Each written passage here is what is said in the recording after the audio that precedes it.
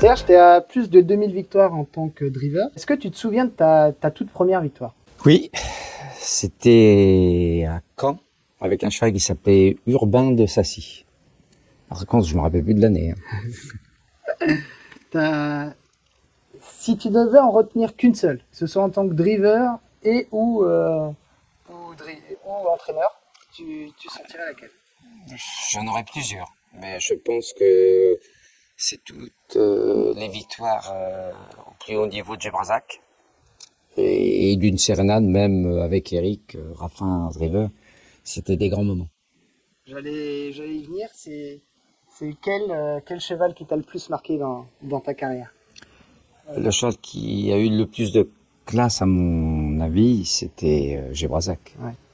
C'était un jeu de jambes qui était exceptionnel, une pointe de vitesse comme rarement on a vu, enfin j'ai jamais touché avant et après. A couru Prix d'Amérique? Ouais, mais à chaque fois dans des mauvaises conditions, c'est que des mauvais souvenirs. C'est quoi ta plus grande satisfaction après plus de 40 ans de carrière? Je pense que ma grande satisfaction, c'est d'avoir réussi au niveau de l'entraînement. Je pense que j'ai fabriqué beaucoup de bons chevaux et pour moi, c'est une satisfaction personnelle qui est beaucoup plus importante que celle de la drive. On en parlait tout à l'heure un peu en off, mais quel est ton parcours? Tu es normand, c'est ça? Et après, qu'est-ce qui a fait que Ouais, ben j'ai commencé dans le Calvados, chez Monsieur Danville. C'était les Deux Sassy à l'époque, avec mon oncle Gustave. J'y suis resté 8 ans, je crois. J'ai fait une année ou deux avec Roland Dersoir en tant que patron, hein, on peut dire ça comme ça. Chez Monsieur Olivier, à l'époque, il y avait un cheval qui s'appelait Iris de Vandel, qui était jeune, quoi. Et puis, je suis parti chez mon autre oncle, Gaston Pelletier, au Mans, aux Junaudières, exactement, au milieu du circuit des 24 heures. Et là, j'ai eu la chance de connaître une génération de G qui était exceptionnelle. Il y avait Jeune Orange, Judel Orange et beaucoup d'autres bons chevaux, quoi. J'y suis resté aussi 3 ans, je crois. Et puis, je suis parti m'installer à Vichy. Voilà. C'est le parcours. Et après Vichy, bien, je n'ai jamais quitté le Centre-Est. Est-ce que tu peux nous parler un petit peu de ton installation? Ben, mon installation, on l'a acquise en 94. Il y avait que des vaches. Il y avait qu'un bâtiment. Et on a tout cassé. On a fait d'énormes travaux.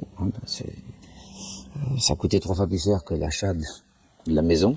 Enfin, peu importe, du haras. Et on a fait une piste qui, à l'époque, nous a coûté une blinde. Mais bon, je regrette pas parce qu'elle a jamais lâché. Elle a toujours été très bonne de sol. Et encore aujourd'hui, ben, on a toujours des résultats, quoi. Et est-ce qu'il y a une méthode, Serge Pelletier, d'entraînement? Comment tu les travailles, tes chevaux? Oh, j'ai changé je suis un garçon qui a beaucoup voyagé, hein. J'ai fait des meetings de Caen, de Grosbois, tout ça. J'ai regardé toujours autour de moi. J'ai changé plusieurs fois de méthode. Et là, ça va faire 5-6 ans maintenant. Non, je dirais que je suis stabilisé maintenant. Tu peux nous parler un petit peu de tes chevaux déjà prêts à courir et puis aussi de tes poulains, parce que tu as aussi un élevage. Ouais. Eh ben dans mes chevaux prêts à courir, moi, la plus vieille, c'est Émilie, hein. Je crois que ça va être sa dernière année. Ensuite, on a deux besogneuses, Elma de Busset et Harmonia, the best, hein, qui se défendent pas trop mal. Bon, on m'a confié Enrique qui a des gros problèmes de jambes. Bon, on a réussi un petit peu à bricoler, mais on a de nouveau des petits problèmes. Mais bon, ça, c'est la vieillerie. Et puis après, bien, dans les cas, je suis pas trop mal. J'ai juste de Buddy Fool au milieu, qui a gagné déjà 4-5 fois. Dans les cas, on a 2 femelles qui vont bien, les Cora de Vinci et Cuba the Best. Et puis dans les S, j'ai qualifié Limbo de Busset, un cheval qui est assez prometteur. Voilà. Pour les jeunes chevaux. Après, on fait de l'élevage, hein. Il me reste Ouais, j'ai eu 7 poulains dans les haines qui vont être à vendre. Là, j'attends 5 poulains. Voilà, on continue tranquillement, mais on dégraisse tout doucement, on diminue, on essaie d'enlever 2 juments par an pour, je pense, pour finir avec 1 ou 2, quoi. D'accord. Quels sont tes clients? Est-ce que tu as des clients réguliers? Bah, mes clients maintenant, il me reste plus de clients qui ne sont pas des amis.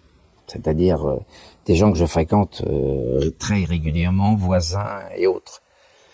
C'est que des amis, hein. J'ai plus de clients extérieurs, je les ai refusés depuis 4-5 ans.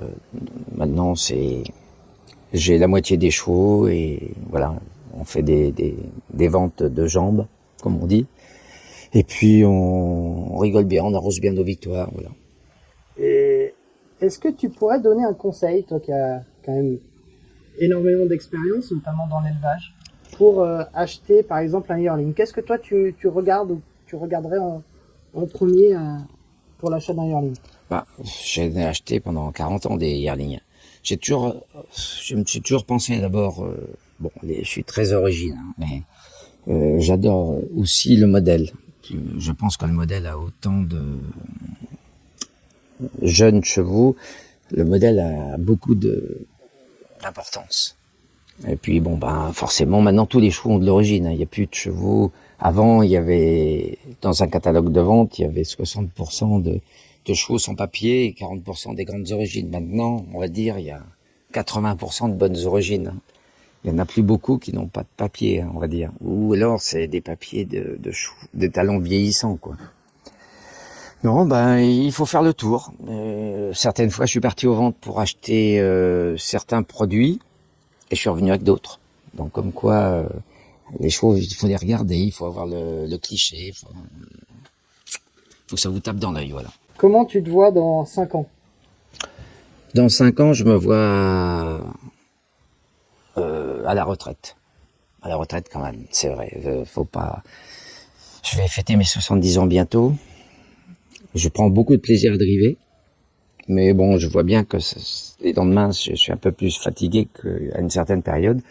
Il va bien falloir que ça s'arrête un peu. Je vais commencer par ralentir la voilure. Au niveau de la drive, ça c'est sûr. Et au niveau de l'entraînement, c'est pareil. Je ne prends plus de jeunes chevaux, c'est fini. Même les invendus, maintenant, je me débrouille de les louer à soit mes fils.